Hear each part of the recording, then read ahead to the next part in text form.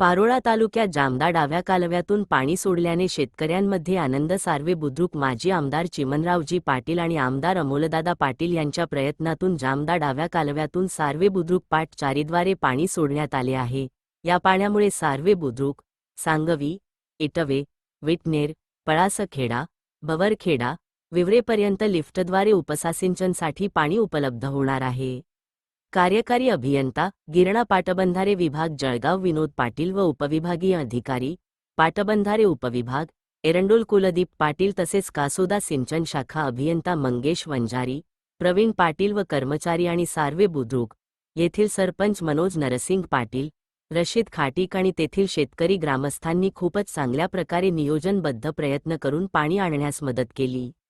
पाटच्या पाणीमुळे ग्रामपंचायत पाणी पुरवठा करणाऱ्या विहिरींना देखील पाणी परक्युलेशन होऊन पाणी टंचाईची समस्या दूर होईल आणि गाव टँकर मुक्त होण्यास मदत झाली असे सरपंच मनोज नरसिंग पाटील आणि ग्रामसेवक यांनी मत व्यक्त करून आमदार पाट सिंचन अधिकारी यांचे अभिनंदन व्यक्त करून शुभेच्छा दिल्या.